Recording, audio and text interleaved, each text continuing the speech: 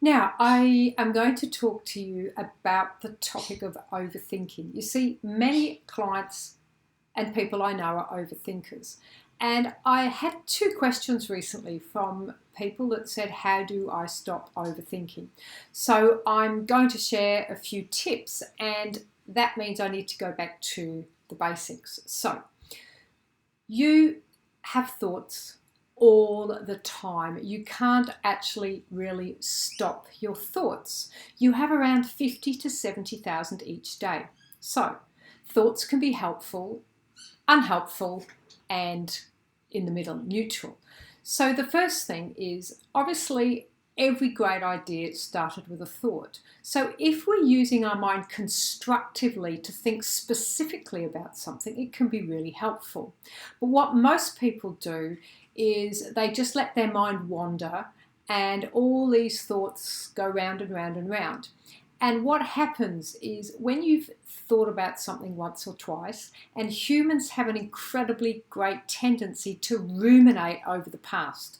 Our brain is hardwired for negativity. So it's natural for the brain to go back, look for danger, go over what went wrong, what we didn't do, why things didn't work out, or future worry, worrying about things that haven't even happened, because it's its natural default.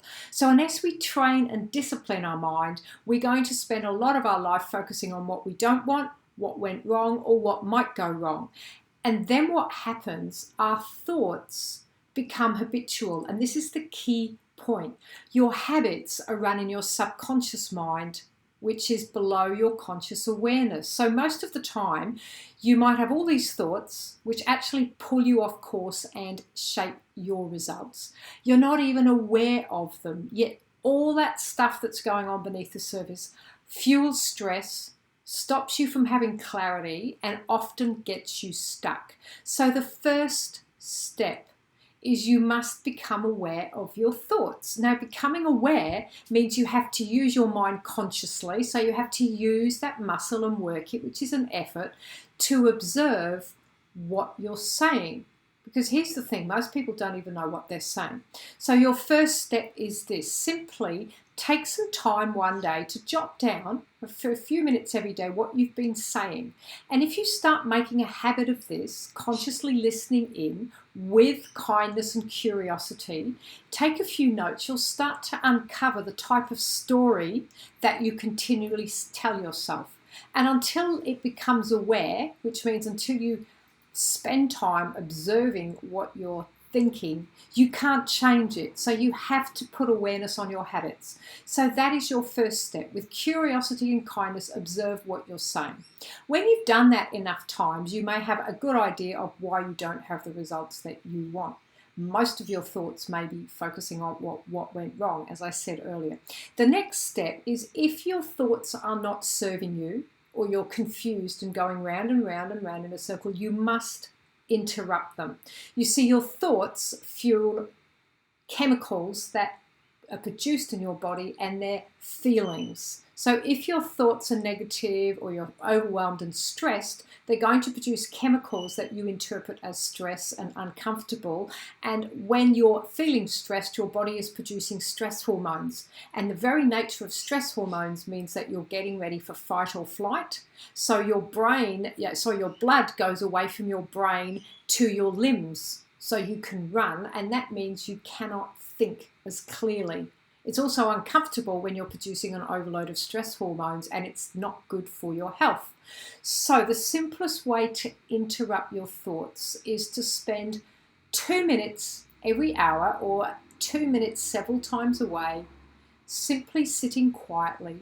Put your hand on your belly and take some slow, deep breaths. And at the same time, simply say to yourself, I breathe in calm, I breathe out calm.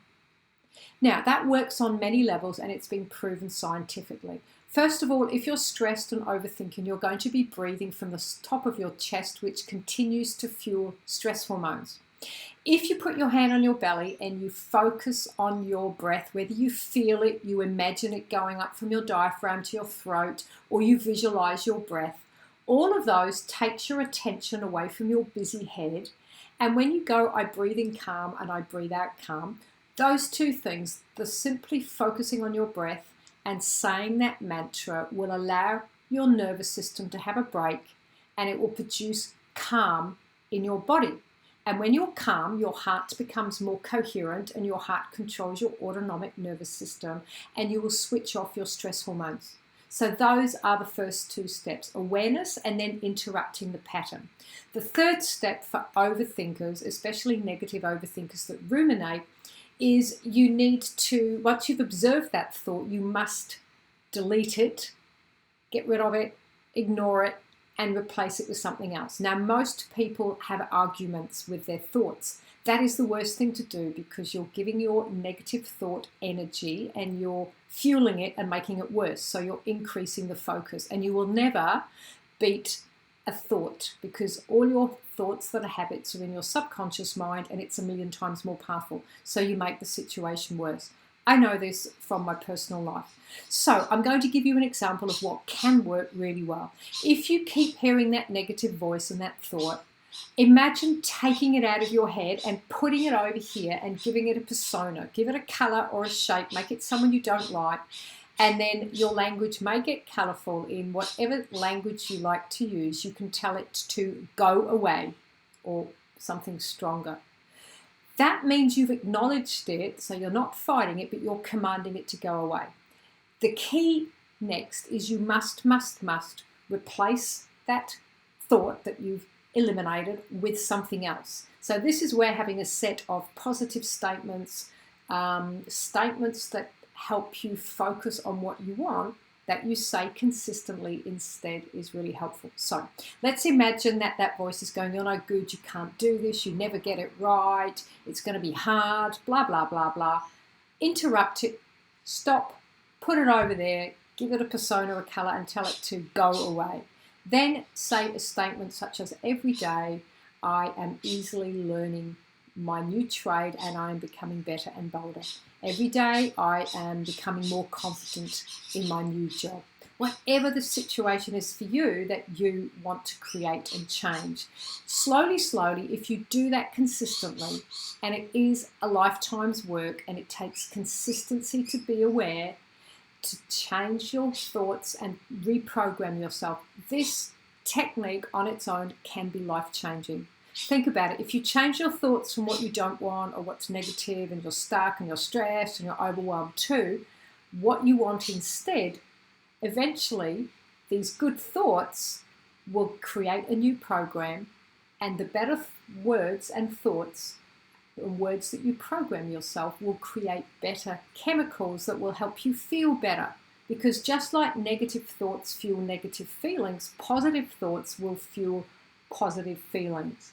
And remember, your brain has a negative bias, and it's been said for every, I think it's 7 to 9 negatives that you say to yourself, you have to replace it with, for every one negative statement, you need to replace it with 5 positives just to neutralize it. So really, it is a work in progress, as you are and as your thoughts are. Some people are prolific overthinkers, and I always say you must get out of your head. So be aware, then make sure as you observe it, you take that thought out of your head, you get rid of it, and you replace it with something else. And use that simple interruption of breathing so that you can just rest your body and give yourself a break. Setting intentions is really helpful, as are obviously other steps. But for now, I hope this helps all my overthinkers, because when you overthink, you have no space in your head for clarity, and sometimes we use our head too much to solve a problem. I won't go into it on this video, but we have a heart brain and a gut brain, and we need to engage our other intelligences or brains to solve our problems. So try this, and I guarantee if you stick with it, it has the potential to transform your world. So I hope that was helpful for all my overthinkers. Let me know if you have any comments. Thank you. Bye.